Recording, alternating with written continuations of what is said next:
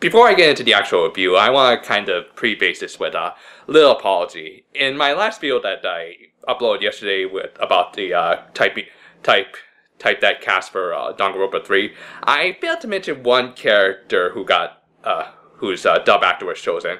It was Kizakura, who is going to be voiced by Kaiji Tang in the English dub.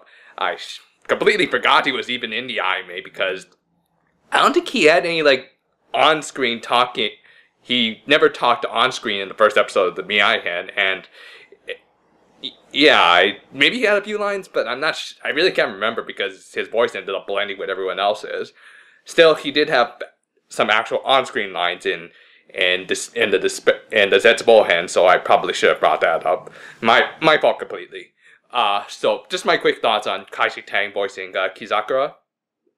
He's pretty darn good. If you don't know, Kaiji Tang is best known for is actually a pretty darn good actor. He's played Red Magnus in Disgaea 5 and Tsumugu in Kill la Kill. So he has a really good kind of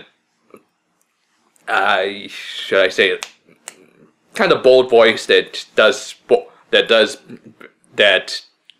it's not exactly what would match up with the more subdued Kizakura, but yeah, he does sound pretty darn good, and he kind of sounded pretty cool for a character with that design. So yeah, I think he matches up a lot better than what he did with Hagakure in the original games. Yeah, Hagakure. Yeah, he played Hagakure in the original games, and yet he's not going to be playing Hagakure in Danganronpa 3, as the Funimation still has their chosen dub actor in that one. But yeah, I honestly did think he sounded better, and yeah, he sounded better as Kizakura. If you like Hagakure, and I'm not a huge Hagakure fan, so I can't really say how good he was as that character. But yeah, Kaiji Tang was a good choice for Kizakura, even though we still don't know much about Kizakura. But yeah, he was good. So that's all I really have to say. Now then, let's get into the actual episode, which, holy poopy. Wow, that was just an episode. Wow.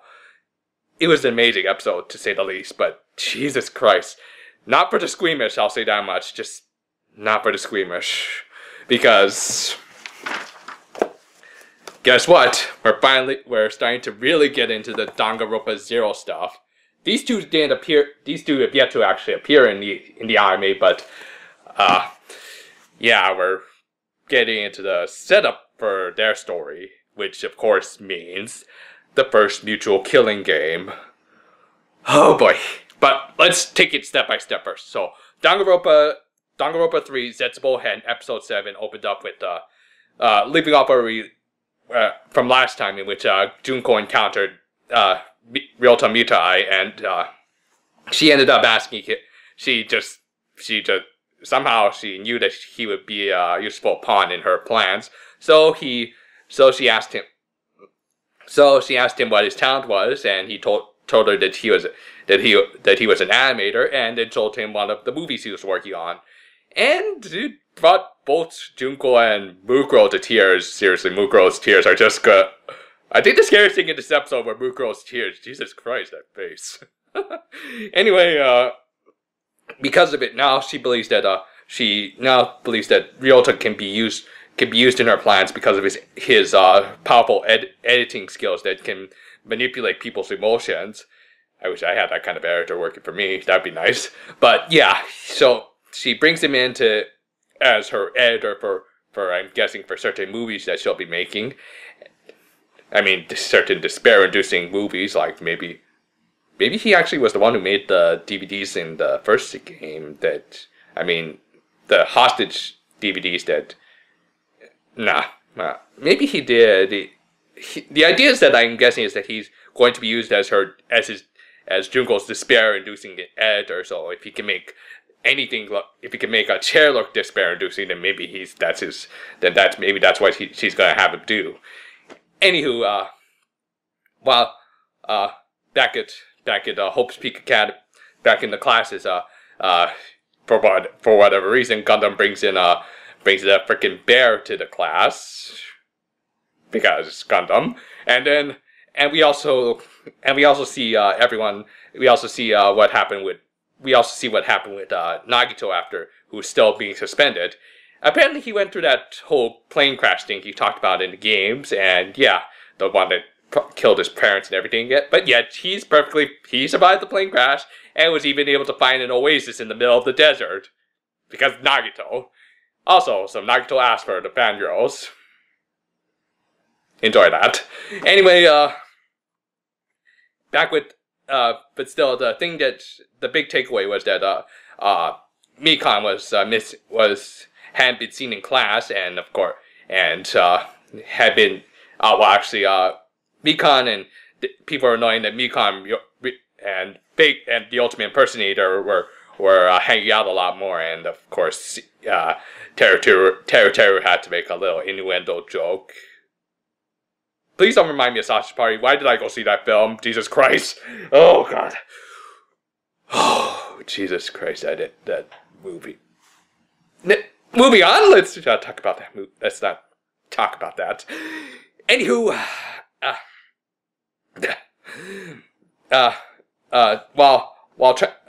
Ryota tells Mikan to try and look for the real, the Ultimate Impersonator tells Mikan to try and go look for the real Ryota Mitai, and she ends up running into Mukuro, who's packing up Ryota's stuff.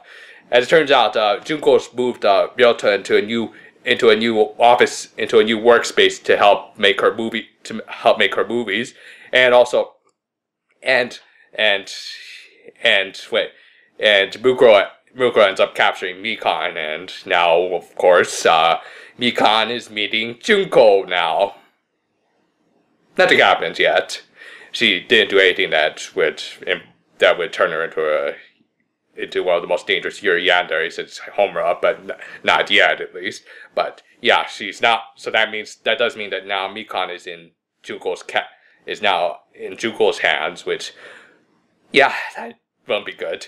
Anyway, then Junko once again pays Izuru a visit and busts him out for the night, and takes him to go see the student council. Yeah, things don't go all that well.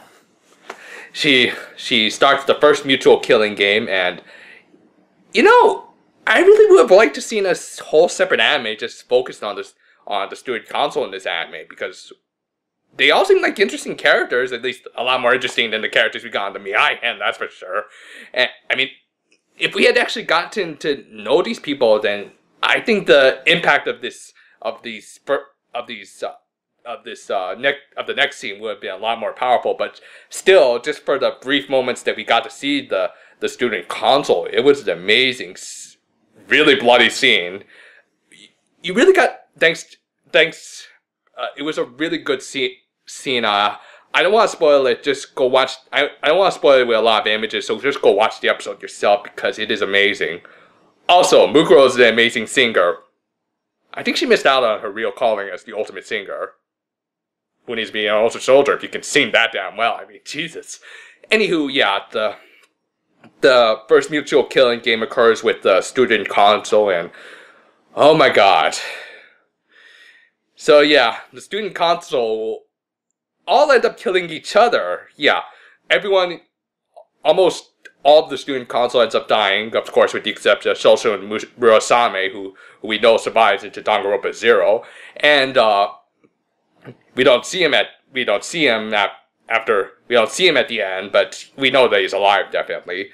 So the last guy who ends up dying is some Four Eyes who encounters Izuru, and yeah, about that whole thing about Izuru being responsible for the whole killing the student council thing.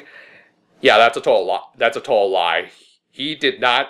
He killed maybe one guy, that last glasses guy, and even then, that's arguable because it was out of self-defense, and two, it was mostly the glasses guy's fault for wielding around a freaking chainsaw. So he's freaking Jason Voorhees.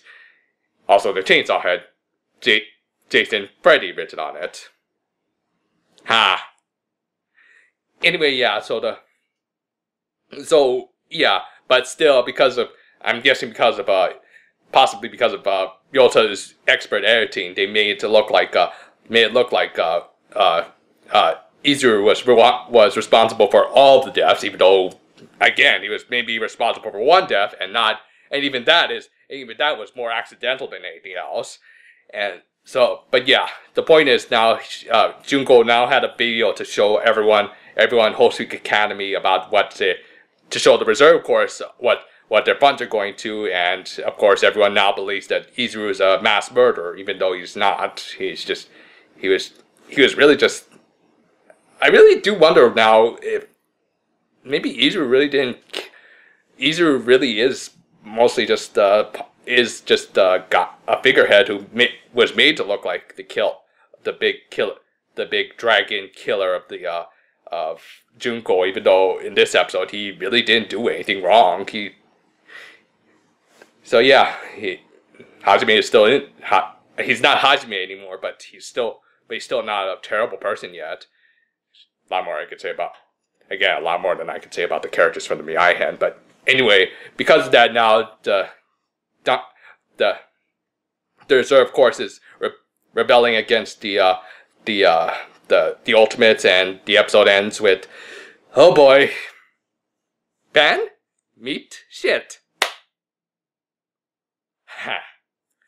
Anyway, excellent episode. I'm really enjoying the Zetsubou-hen now, and a lot more than the Miyai-hen, that's for sure.